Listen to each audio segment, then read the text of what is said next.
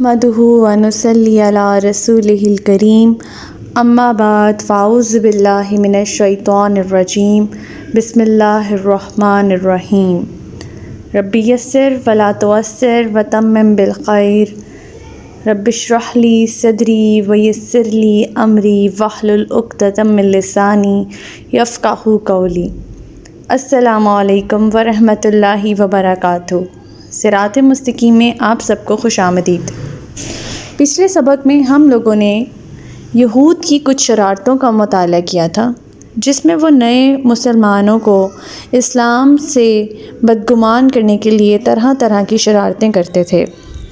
कभी आप सल्लल्लाहु अलैहि वसल्लम की महफ़िल में आप सल्लल्लाहु अलैहि वसल्लम का मजाक उड़ाते थे, नाउज़ुबिल्लाह चरवाहे कह के। कभी कुछ अपने हसद को ज़ाहिर करने के लिए, अपनी अनात को ज़ाहिर करने के लिए मुख्तलिफ़ किस्म के सवालात जवाबात, बाल की खाल खींचने वाला काम करते थे। अल्लाह ताला ने मुसलमानों को यहूद के इस रवैये से मुतनब्बा करते हुए फ़रमाया कि आप इन्हें दरगुज़र फ़रमाइए, इनका मामला अल्लाह ताला के सुपुर्द कर दीजिए कि अल्लाह ताला को अपना हुक्म देगा इनके लिए, और फिर जो है वो इन्हें इनकी सज़ा ख़ुद मिल जाएगी जो ये काम करते आ रहे हैं। और वो हम लोगों ने पढ़ा कि वो हुक्म क्या था कि इनके ख़िलाफ़ जहाद किया गया, इन्हें जिलावतन किया गया, और इनकी जो औरतें थी उनको लौंडियाँ बना लिया गया। उसके बाद अल्लाह ताला ने मोमिनीन को कुछ नसीहत की थी कि वो यहूदियों के ख़िलाफ़ जो है वो अल्लाह ताला की मदद हासिल करें, और वो मदद हासिल करने के लिए अल्लाह ताला ने जो हमें तरीक़ा बताया था वो नमाज थी, ज़कात और अल्लाह ताला के यहाँ नेक अमाल, जिनका सिला अल्लाह ताला के यहाँ मौजूद है, और अल्लाह ताला किसी के भी नेक काम को ज़ाया नहीं करेगा। रोज़े आखिरत सबका सिला अल्लाह ताला उन्हें देगा। हमारी आज की आयत नंबर 111 से लेकर आयत नंबर 115 तक है। तो चलें शुरू करते हैं आज का सबक। बिस्मिल्लाहिर्रहमानिर्रहीम। वक़ालू लन यदखुलल जन्नता इल्ला मन कान हुदन औ नसारा तिल्का अमानियुहुम कुल हातू बुरहानकुम इन कुंतुम सादिकीन।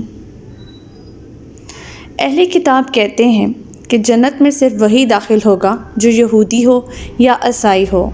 ये इनकी झूठी तमन्नाएं हैं। आप इनसे कहिए कि अगर इस दावे में सच्चे हो तो इसके लिए कोई दलील तो पेश करो।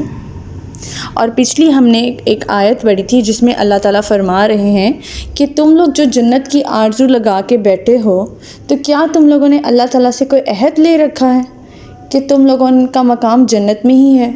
और अगर ऐसी कोई बात है तो तुम लोग मरने की तमन्ना करो, ताकि तुम मरने के बाद जो है वो अपने उस मकाम तक जिसको तुम अपना समझते हो कि तुम उसके ऊपर हक़ रखते हो, तो उसको हासिल कर लो। लेकिन क्योंकि यहूद में दुनिया की ज़िंदगी की इतनी मोहब्बत थी कि वो मरने की ख्वाहिश कैसे कर सकते थे। दूसरी तरफ उन्हें अपने करतूतों का बखूबी इल्म था, जिसकी वजह से वो रोज़े आखिरत में सज़ा के डर से मरने की ख्वाहिश नहीं करते थे। यहाँ फिर अल्लाह ताला ने फ़रमाया है कि अगर तुम यहूदी हो या ईसाई हो, अगर तुम कहते हो कि जन्नत सिर्फ़ तुम लोगों के लिए, तो ये तुम लोगों की झूठी तमन्नाएं, ये तुम लोगों की खुश फहमी है जो तुम लोगों ने अपने दिल में पाली हुई हैं। और अगर ऐसा ही है सच, तो कोई इसके बारे में दलील पेश करो। आयत नंबर 112।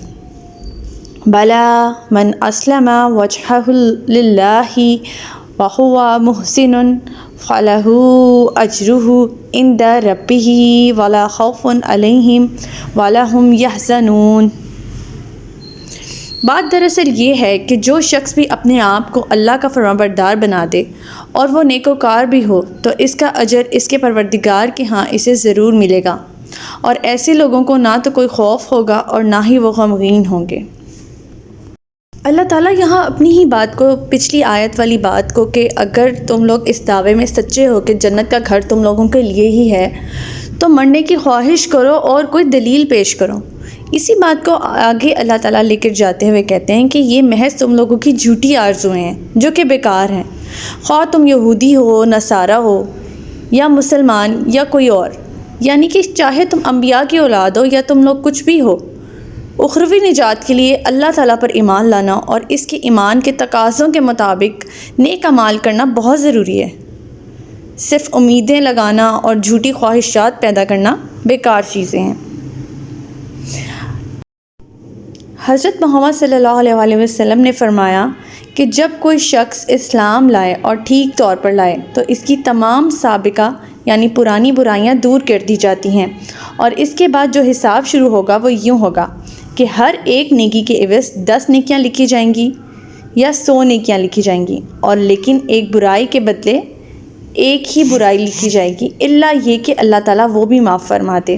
سبحان اللہ، یہ بخاری کی حدیث ہے۔ اس آیت میں اللہ تعالیٰ یہ بھی ہمیں سمجھا رہے ہیں کہ آپ لوگوں کی نیکیاں ضائع نہیں کی جائیں گی، وہ اللہ تعالیٰ کے ہاں درج ہیں، اور اللہ تعالیٰ دنیا میں یا آخرت میں یا جب بھی اللہ تعالیٰ انہیں بہتر سمجھے ان کا صلہ آپ کو ضرور ملے گا۔ اور یہ ہمیں اللہ تعالیٰ کے اوپر یقین ہونا چاہیے کہ اللہ تعالیٰ ہماری نیکیوں کو رائیگاں نہیں کرے گا۔ اللہ تعالیٰ تو اتنا مہربان ہے کہ وہ نیکیوں کو 10 گنا کئی گنا بڑھا کے ہمیں اس کا اجر دے گا انشاءاللہ تعالیٰ، جبکہ اگر ہماری برائی ہوگی کوئی تو اس کا اتنا ہی صلہ ملے گا، یا پھر اللہ تعالیٰ اس برائی کو معاف بھی کر سکتا ہے، کیونکہ وہ غفور الرحیم ہے اور ہمیں اللہ تعالیٰ سے اچھا گمان ہی رکھنا چاہیے۔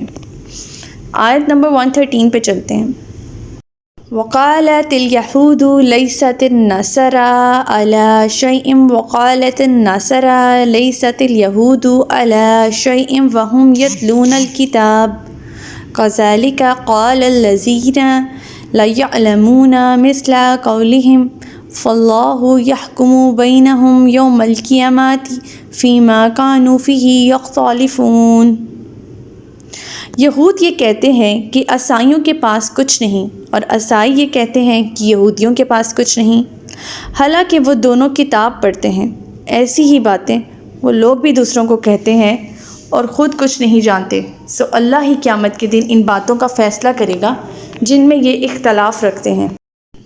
اس آیت میں اللہ تعالیٰ یہود اور نصارہ کے آپس کے اختلاف کے بارے میں بیان کرتے ہوئے فرما رہے ہیں کہ حالانکہ یہ دونوں اہل کتاب ہیں، یہود تورات پڑھتے ہیں، انجیل بھی پڑھتے ہیں، اسی طرح نصارہ بھی دونوں کتابیں پڑھتے ہیں، تاہم یہودی عیسائیوں کو کافر سمجھتے ہیں کہ انہوں نے ایک کے بجائے 3 خدا بنا رکھے ہیں، اور نصارہ یہود کو اس لیے کافر سمجھتے ہیں کہ وہ حضرت عیسیٰ علیہ السلام پر ایمان نہیں لاتے، حالانکہ تورات میں ان کی بشارت موجود ہے۔ جہاں ان کا مسلمانوں کے ساتھ اختلاف ہے، ان کا آپس میں بھی اختلاف ہے۔ اب مشرکین عرب کا معاملہ ملاحظہ فرماتے ہیں کہ مشرکین عرب جنہیں امی کہا جاتا تھا، یہ لوگ اگرچہ آخرت پر ایمان نہیں رکھتے تھے، تاہم اپنے آپ کو حضرت ابراہیم علیہ السلام کا پیروکار سمجھتے تھے، نماز روزہ اپنے دستور کے مطابق بجا لاتے تھے، صدقات و خیرات بھی کرتے تھے، حج کرتے تھے، حاجیوں کی خدمت کرتے اور ان کے لیے پانی کا بندوبست کرتے تھے۔ یہ لوگ اپنے علاوہ دوسرے سب کو گمراہ اور بے دین سمجھتے تھے۔ اللہ تعالیٰ اب ان 3 گروہوں سے مخاطب ہوتے ہوئے، یعنی یہود، نصارہ اور مشرکین عرب سے مخاطب ہوتے ہوئے فرما رہے ہیں کہ قیامت کے دن جو ہے وہ اللہ تعالیٰ فیصلہ فرما دے گا۔ اللہ تعالیٰ ان سب کو بتا دے گا کہ کون جو ہے وہ حق پر ہے اور کون گمراہ ہے۔ آپس میں جن چیزوں میں یہ لوگ اختلاف کرتے ہیں، اللہ تعالیٰ قیامت کے دن ان کا فیصلہ فرما دے گا۔ اور ہمارے لیے بھی اس آیت میں بہت سے عمل کے پوائنٹس نکلتے ہیں۔ ہم لوگ بھی دین میں ایک دوسرے سے اختلافات رکھتے ہیں، ہم میں بھی فرقہ واریت عام ہے۔ اللہ تعالیٰ قیامت کے دن فیصلہ فرما دے گا کہ ہم دین کے بارے میں جن چیزوں میں الجھتے ہیں، دین کو سمجھنے کی بجائے بے راہ روی کا شکار ہیں، بال کی کھیال نکالتے ہیں، اور اس طرح کے جو معاملات ہیں ان کا فیصلہ اللہ تعالیٰ قیامت کے دن کر دیں گے۔ تو ہمیں بھی جو ہے وہ اپنے معاملات پہ ذرا غور و فکر کرنا چاہیے کہ ہم کیا کرتے پھر رہے ہیں۔ اللہ تعالیٰ ہم سب کو ہدایت دے، آمین ثم آمین۔ آیت نمبر 114 پہ چلتے ہیں۔ ومن اسلم ممن منع مساجد اللہ ان یذکر فیہا اسمہ وسعی فی خرابها اولئک ما کان لهم ان يدخلوها الا خائفین لهم فی الدنیا خزی ولهم فی الآخرۃ عذاب عظیم۔ اور اس شخص سے بڑھ کر کون ظالم ہو سکتا ہے جو اللہ کی مسجدوں میں اس کا نام ذکر کرنے سے روکے اور اس کی خرابی کے در پہ ہو۔ انہیں تو یہ چاہیے تھا کہ مسجدوں میں اللہ سے ڈرتے ڈرتے داخل ہوتے۔ ایسے ہی لوگوں کے لیے دنیا میں رسوائی اور آخرت میں بھی بہت بڑا عذاب ہے۔ جب نصارہ یہود پر غالب ہوئے تو انہوں نے یہود کو بیت المقدس میں داخل ہونے اور عبادت کرنے سے روک دیا تھا، اور دور نبوی صلی اللہ علیہ وآلہ وسلم میں مشرکین مکہ رسول اللہ صلی اللہ علیہ وآلہ وسلم اور مسلمانوں کو کعبے میں نماز ادا کرنے سے روکتے تھے۔ اللہ تعالیٰ کا اس حکم سے مصلحت یہ ہے کہ عبادت گاہوں میں اللہ تعالیٰ کے سوا کسی کی بھی عبادت نہیں ہونی چاہیے، کسی کا بھی ذکر نہیں ہونا چاہیے، اور اس کے جو متولی ہیں یعنی جو کیئر ٹیکر ہیں مسجدوں کے، انہیں اللہ تعالیٰ سے ڈرنا چاہیے اور ان کا ڈر بھی دوسرے لوگوں کو ہونا چاہیے، تاکہ اگر کوئی اس طرح کے لوگ وہاں آ جائیں تو انہیں خوف ہو کہ کسی قسم کی شرارت کی یہ سزا پائیں گے۔ لیکن جو لوگ خلوص نیت سے عبادت کے لیے مسجد میں داخل ہوں، انہیں کسی بھی وقت مسجد میں داخل ہونے سے نہیں روکنا چاہیے، کیونکہ اللہ تعالیٰ کی عبادت سے روکنا بہت بڑا گناہ ہے۔ اب جہاں تک بات رہی یہود کو بیت المقدس میں داخل کرنے والی، تو فتح مکہ کے بعد جو ہے یہ پابندی ختم کر دی گئی، اور بیت المقدس کو حضرت عمر فاروق رضی اللہ تعالیٰ عنہ کے دور میں مسلمانوں نے عیسائیوں سے آزاد کروا لیا۔ اللہ تعالیٰ کا اس حکم بجا لانے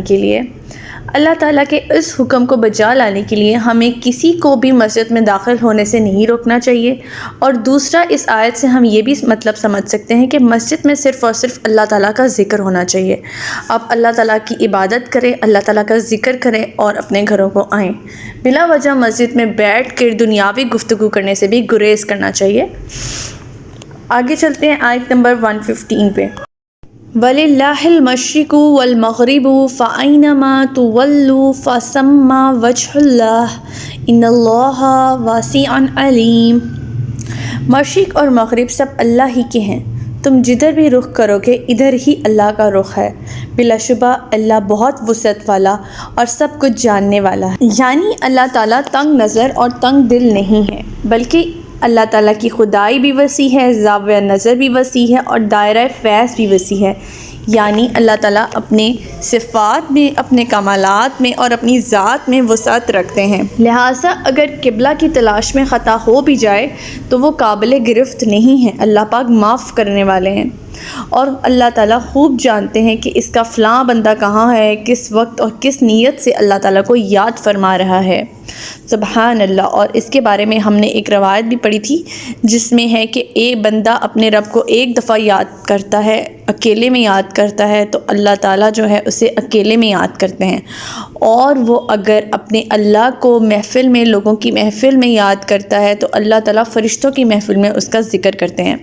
تو لہٰذا اللہ تعالیٰ کو سب پتہ ہے کہ وہ بندہ کہاں موجود ہے، ہر طرف اللہ تعالیٰ کی ذات کی وسعت ہے، تو جہاں بھی قبلہ کی تلاش میں اگر ہمیں خطا ہو جائے، ہمیں قبلہ نہ مل رہا ہو نماز ادا کرنے کے لیے، ہر طرف اللہ تعالیٰ کی ذات ہے، آپ کسی بھی طرف جو ہے وہ منہ کر کے نماز ادا کر سکتے ہیں۔ اس آیت کے بیک گراؤنڈ میں ایک روایت ہے جس میں ایک سفر میں صحابہ کرام رسول اللہ صلی اللہ علیہ وآلہ وسلم کے ہمراہ تھے، ان کے ساتھ تھے۔ رات کافی اندھیری تھی اور ہر ایک کو قبلہ جدھر معلوم ہوا ہر ایک نے وہاں نماز ادا کر لی اور نشان کے طور پر پتھر رکھ لیے۔ صبح کو معلوم ہوا کہ وہ بعض لوگوں نے غلط سمت میں نماز ادا کی ہے، تو ان کو تردد ہوا، تب یہ آیت نازل کی گئی تھی۔ کچھ علماء سے مروی ہے کہ یہ آیت جو ہے وہ منسوخ ہو چکی ہے، اور اس کی دوسری آیت، ناسخ آیت اس کی وہ والی ہے فَوَلِّ وَجْهَكَ شَطْرَ الْمَسْجِدِ الْحَرَامِ، یعنی مسجد الحرام کی طرف چہرہ کر کے آپ نماز ادا کریں۔ تو یہ ترمذی کی حدیث ہے۔ ہمارا آج کا سبق یہیں تک تھا۔ اللہ تعالیٰ سے دعا ہے کہ اللہ تعالیٰ ہمیں ان قرآنی تعلیمات کو اپنی زندگیوں میں رائج کرنے کی توفیق عطا فرمائے۔ اللہ تعالیٰ ہمیں ہدایت نصیب فرمائے، ایسی ہدایت جس کے بعد گمراہی نہ ہو۔ ربنا لا تزغ قلوبنا بعد اذ ہدیتنا وَهَبْ لَنَا مِن لَّدُنْكَ رَحْمَةً إِنَّكَ أَنتَ الْوَهَّابُ آمین۔ سبحانک اللہم وبحمدک استغفرک واتوب الیک۔ السلام علیکم ورحمۃ اللہ وبرکاتہ۔